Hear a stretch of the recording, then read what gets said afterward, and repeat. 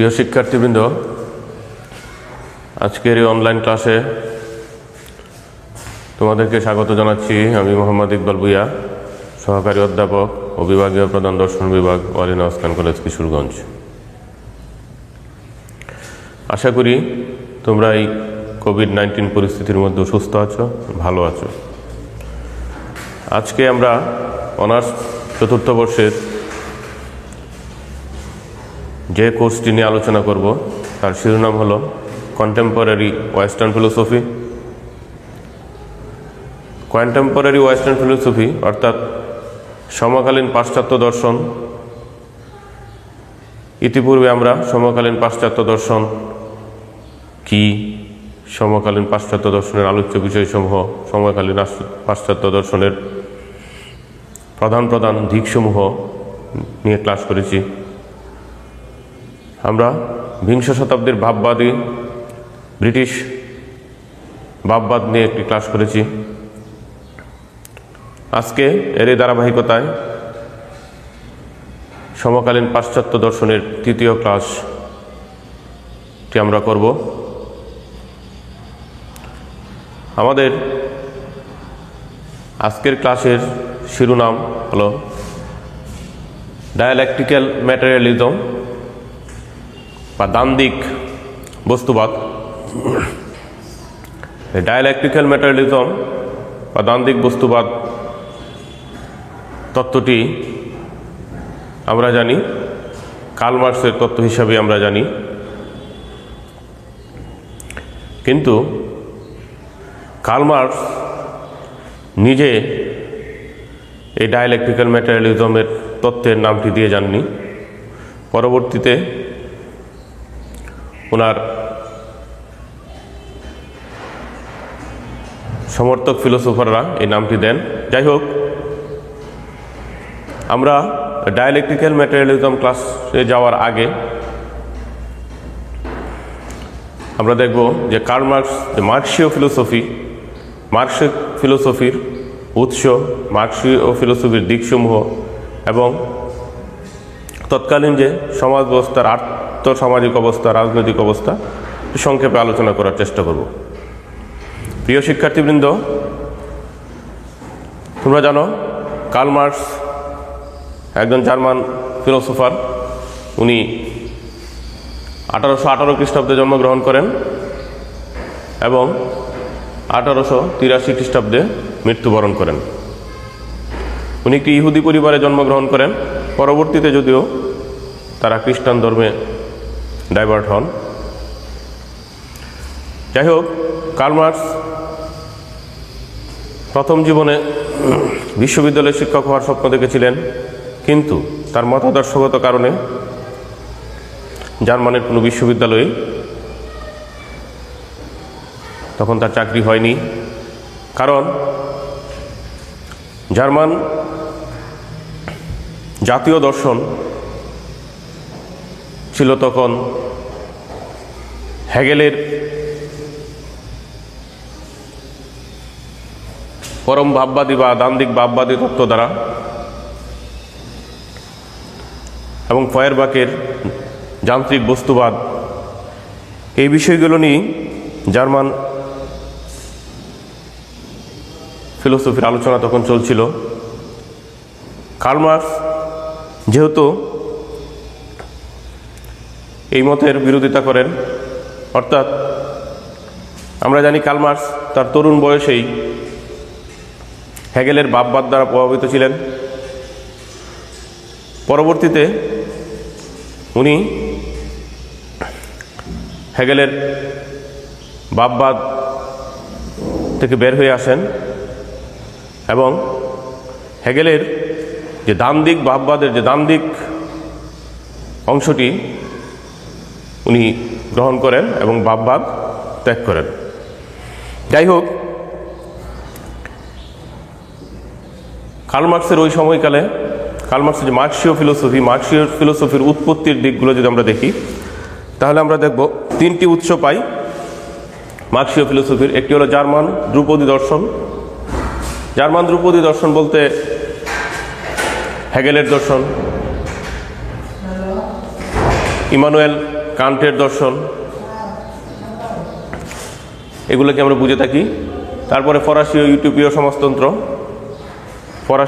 ফরাসি তৎকালীন ফ্রান্সে যে সমাজতান্ত্রিক আন্দোলন, যে বিপ্লব সাধিত হয়েছিল সাম্য ভ্রাতৃত্ব নিয়ে, সেই ইউরোপীয় সমাজতন্ত্র এবং ব্রিটিশ রাজনৈতিক অর্থনীতির বিষয়টি যদি আমরা দেখি, দেখব তৎকালীন রাজনৈতিক অর্থনীতিবিদ, ব্রিটিশ অর্থনীতিবিদ অ্যাডাম স্মিথ যে তত্ত্ব দেন, আজকে যেটা বাজার অর্থনীতি বা পুঁজিবাদের শুরু যেখান থেকে। যাই হোক, এই তিনটি উৎস মার্ক্সীয় দর্শনের উৎস হিসাবে গণ্য করা হয়ে থাকে। তারপরে মার্ক্সের যে দর্শনের তিনটি দিক, এটাকে একটা হলো পিওর ফিলোসফি, সেটা হলো দ্বান্দ্বিক বস্তুবাদ, এবং রাজনীতি সম্পর্কিত যে তার তত্ত্ব, এটাকে বলা হয় শ্রেণী সংগ্রাম তত্ত্ব, এবং অর্থনীতি সম্পর্কিত যে তত্ত্ব সেটি হলো উদ্বৃত্ত মূল্য তত্ত্ব। আমরা আমাদের সিলেবাস অনুযায়ী আমাদের আজকের আলোচ্য বিষয় হলো দ্বান্দ্বিক বস্তুবাদ বা ডায়ালেকটিক্যাল ম্যাটেরিয়ালিজম। প্রিয় শিক্ষার্থীবৃন্দ, আমরা জানি মার্কস অনেক গ্রন্থ লিপিবদ্ধ করেছেন, অনেক গ্রন্থ লিখেছেন। তার মধ্যে কমিউনিস্ট ম্যানিফেস্টো 1848 সালে প্রকাশিত হয় এবং ডাচ ক্যাপিটাল 1867 সালে প্রকাশিত হয়। কমিউনিস্ট ম্যানিফেস্টোকে বলা হয় থাকে যে মার্ক্সের সবচেয়ে গুরুত্বপূর্ণ গ্রন্থ, এবং আরেকটি গুরুত্বপূর্ণ গ্রন্থ হলো ডাচ ক্যাপিটাল, অর্থাৎ পুঁজি।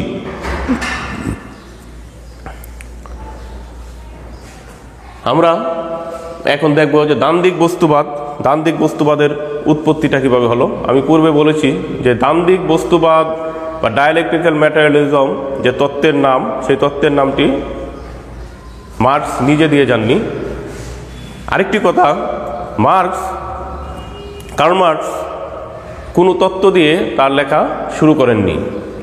উনি মূলত শুরু করেছেন তার সমসাময়িক যে ফিলোসোফার যারা ছিলেন তাদের সমালোচনা দিয়ে, অর্থাৎ হ্যাগেল এবং ফয়ারবাকের সমালোচনা করেন এবং পরবর্তীতে উনি নিজের মত প্রদান করেন। আমরা দেখি তৎকালীন ফিলোসোফার হ্যাগেল তার দ্বান্দ্বিক ভাববাদী মত যদি আমরা দেখি, তাহলে এখানে দুটা জিনিস আমরা পাবো, একটি হলো দ্বন্দ্ব, আরেকটি হলো ভাববাদ। আরেকজন প্রখ্যাত জার্মান ফিলোসোফার ফয়ারবাক, ওনার ফিলোসফি যদি আমরা দেখি, তাহলে আমরা এখানে পাবো ওনার ফিলোসফিটাকে বলা হয় যান্ত্রিক বস্তুবাদ, অর্থাৎ একটা হলো যান্ত্রিক আর একটা হলো বস্তুবাদ। কার্ল মার্ক্স হেগেলের দ্বান্দ্বিক ভাববাদ থেকে ভাববাদকে কেটে দেন, ভাববাদকে বাদ দিয়ে শুধু দ্বন্দ্ব অংশটিকে গ্রহণ করেন, এবং ফয়ারবাকের যান্ত্রিক বস্তুবাদ থেকে যান্ত্রিক অংশটি বাদ দিয়ে বস্তুবাদ অংশটিকে গ্রহণ করেন। এভাবে কার্ল মার্ক্সের মত দ্বান্দ্বিক বস্তুবাদ অর্থাৎ দ্বন্দ্ব প্লাস বস্তুবাদ, অর্থাৎ হেগেল এবং ফয়ারবাকের মতের আংশিক সমন্বয় করে উনি তার দ্বান্দ্বিক বস্তুবাদ মতটি প্রদান করেন। এখন প্রশ্ন হলো, দ্বান্দ্বিক বস্তুবাদ অর্থাৎ দ্বন্দ্ব, কিসের দ্বন্দ্ব? দ্বন্দ্ব কি? দ্বন্দ্বটি হলো একটি ধারণার বিপরীত আরেকটি ধারণা। যেমন এই দ্বন্দ্বের প্রক্রিয়াটি কিভাবে চলে? দ্বন্দ্বের প্রক্রিয়া থিসিস,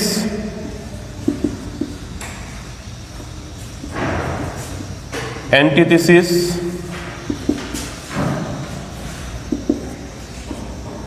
সিনথিসিস।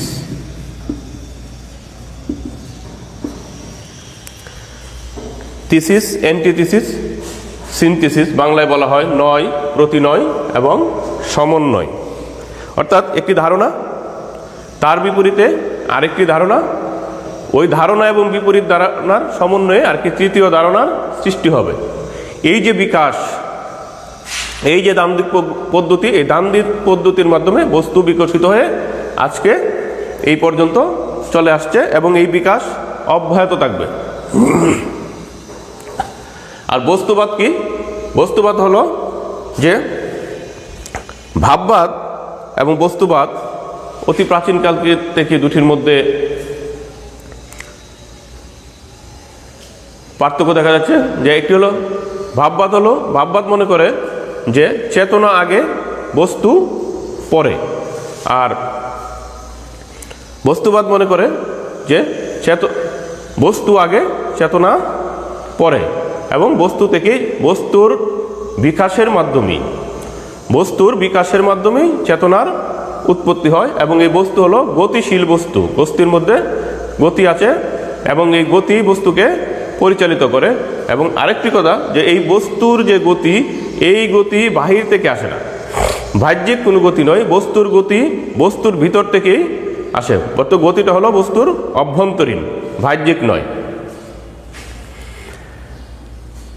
যাই হোক, তাহলে আমরা দেখলাম কি, যে দ্বান্দ্বিক বস্তুবাদের উৎপত্তি হিসেবে আমরা পেলাম যে হেগেল থেকে এবং ফয়েরবাখের থেকে মূলত মার্কস দ্বান্দ্বিক বস্তুবাদ তত্ত্বটি গ্রহণ করেছেন এবং পরবর্তীতে উনি নিজের মতো করে এর ব্যাখ্যা প্রদান করেছেন।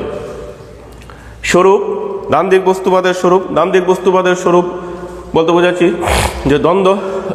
কিসের দ্বন্দ্ব? একটি ধারণার সাথে তার বিপরীত ধারণার দ্বন্দ্ব বা বস্তুর আভ্যন্তরীণ যে দ্বন্দ্ব, এটাই হলো দ্বান্দ্বিক। এবং এই দ্বন্দ্বটা কিভাবে চলে? ওই দ্বন্দ্বটা চলে থিসিস, অ্যান্টিথিসিস এবং সিনথিসিস, বাংলায় যেটাকে বলা হয় নয়, প্রতিনয় এবং সমন্বয়। এভাবে দ্বন্দ্বের প্রক্রিয়া চলতে থাকে এবং বস্তু বিকশিত হতে থাকে। তারপরে বস্তুবাদ বলতে আমরা বলছি, বস্তুবাদ মনে করে যে বস্তু আগে চেতনা পরে, অর্থাৎ বস্তু বিকশিত হতে হতে একসময় তার মধ্যে চেতনা চলে আসে। এবং এই দ্বান্দ্বিক বস্তুবাদের যদি আমরা বিশ্লেষণ করি তাহলে এর কয়েকটি বৈশিষ্ট্য আমরা দেখি। এর মধ্যে একটি বৈশিষ্ট্য হলো দ্বান্দ্বিক বস্তুবাদ একটি বিকাশের তত্ত্ব। অর্থাৎ দ্বান্দ্বিক বস্তুবাদ মনে করে যে এই জগৎ সবসময় বিকশিত হচ্ছে এবং এই বিকাশ কখনো থামবে না বা থেমে যাবে না। দ্বান্দ্বিক বস্তুবাদ অনুযায়ী সব কিছু পরিবর্তনশীল, জগৎ অপরিবর্তনীয় নয়, জগৎ পরিবর্তনশীল, প্রতি মুহূর্তে জগৎ পরিবর্তিত হচ্ছে। এবং দ্বান্দ্বিক বস্তুবাদ অনুযায়ী জগৎ গতিশীল এবং এই গতি বাহ্যিক কোনো শক্তি জগতে গতি প্রদান করে না, জগতের ভিতরেই বা অর্থাৎ বস্তুর ভিতরেই গতি থাকে, সেই গতি দ্বারাই বস্তু চালিত হয়। চূড়ান্ত বলে কিছু নাই, দ্বান্দ্বিক বস্তুবাদ অনুযায়ী চূড়ান্ত বলে কিছু নাই। অর্থাৎ যে কোনো মত বা যে কোনো অবস্থা, আজকে যা ভালো আগামীকাল তা ভালো নাও থাকতে পারে। আজকে পৃথিবীর যে অবস্থা আগামীকাল সে অবস্থা নয়। অর্থাৎ পুরাতন ধ্বংস হয়ে সবসময় নতুনের সৃষ্টি হবে এবং এই নতুন আবার পুরাতন হবে, আবার নতুনের সৃষ্টি হবে। এবং দ্বান্দ্বিক বস্তুবাদ অনুযায়ী অধিবিদ্যার বিরোধী, অর্থাৎ অধিবিদ্যা যেটাকে আমরা বলি যে সেই প্রাচীন কাল থেকে অধিবিদ্যক আলোচনা হয়ে আসছে ফিলোসফিতে, যে পৃথিবীর মানে মূল সত্তা, আদি সত্তা, অর্থাৎ এই যে জগৎ এবং জীবন, এই জগৎ এবং জীবনের আদি সত্তা কি, আদি সত্তার যে আলোচনা, এইগুলার আলোচনার কথা কার্ল মার্কস করেননি। এবং কার্ল মার্কস বলেছেন যে আসলে এই অধিবিদ্যক আলোচনা করে যে সময় নষ্ট করা হয়েছে, মূলত উচিত পুরো বিষয়টাকে উল্টিয়ে দেওয়া। অর্থাৎ আমাদের এই যে জগৎ এবং এই যে সমাজ ব্যবস্থা এতদিন যেভাবে আলোচিত হয়ে আসছে, এগুলো জাস্ট উল্টিয়ে দেওয়া। তারপরে এই দ্বান্দ্বিক বস্তুবাদ জগতের অব্যাহত ধ্বংস ও সৃষ্টির প্রক্রিয়া চলছে। অর্থাৎ দ্বান্দ্বিক বস্তুবাদ অনুযায়ী সবসময় সৃষ্টি হচ্ছে এবং ধ্বংস হচ্ছে, কোনো কিছুই স্থির নয়। এরপর আমরা দেখি দ্বান্দ্বিক বস্তুবাদের তিনটা মৌলিক নিয়ম। দ্বান্দ্বিক বস্তুবাদের তিনটা মৌলিক নিয়ম, এই তিনটা মৌলিক নিয়মের মধ্যে প্রথম নিয়মটা হলো বিপরীতের ঐক্য ও সংগ্রামের নিয়ম। পরিমাণগত পরিবর্তন থেকে গুণগত পরিবর্তনের নিয়ম, নয়ার্থকতা নীতি ও নেগেশন অফ নেগেশন, অর্থাৎ বিপরীতের ঐক্য।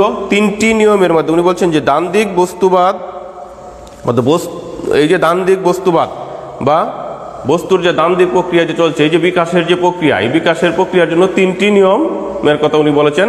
একটি নিয়ম হলো বিপরীতের ঐক্য এবং সংগ্রামের নিয়ম, অর্থাৎ উনি বোঝাতে চাচ্ছেন যে বিপরীত বস্তুর বা বিপরীত ধারণাসমূহের মধ্যে সবসময় একটি ঐক্য থাকে এবং এদের মধ্যে আবার সংগ্রাম থাকে। কীরকম সেটা আমরা যদি পুঁজিবাদী সমাজ ব্যবস্থা দেখি, তাহলে পুঁজিপতি এবং শ্রমিক শ্রেণী, আমরা দেখি যে পুঁজিপতি এবং শ্রমিক শ্রেণী দুটা বিপরীতধর্মী শ্রেণী, কিন্তু এদের মধ্যে আবার ঐক্য আছে। মানে পুঁজিপতি ছাড়া শ্রমিক থাকতে পারে না, আবার শ্রমিক ছাড়া পুঁজিপতিও চলতে পারে না। পুঁজিপতি দ্বারা সমাজ শোষিত হয়, সমাজকে শোষণ করে, সেই সমাজে কারা থাকে, মানে শ্রমিক শ্রেণীকে শোষণ করে। এবং এই শোষণের ফলে পুঁজিপতি যখন শ্রমিকদেরকে শোষণ করে, তখন এই শোষণের ফলে আবার একটি সংগ্রামের সৃষ্টি হয়। এই সংগ্রাম থেকে নতুন আরেকটি শ্রেণীর সৃষ্টি হয়। তাহলে এই যে বিপরীতের মধ্যে যে ঐক্য, সেই ঐক্য বিকাশ ঘটায় না, বিপরীতের মধ্যে ঐক্যের যে সংগ্রাম, সেই সংগ্রামই মূলত বিকাশ ঘটায়। তারপরে উনি আরেকটি নিয়ম হলো পরিমাণগত পরিবর্তন থেকে গুণগত পরিবর্তন। মার্কস বলছেন যে পরিমাণগত পরিবর্তন থেকে গুণগত পরিবর্তনের দিকে সবসময় বস্তু যায়। কিভাবে যায় সেটা? গুণ বলতে আমরা কি বুঝি? গুণ বলতে বুঝি একটি বস্তুর যে মৌলিক বৈশিষ্ট্য, যে বৈশিষ্ট্যটি পরিবর্তন হলে বস্তুটি আর ওই বস্তু থাকে না, অন্য বস্তুতে রূপান্তরিত হয়।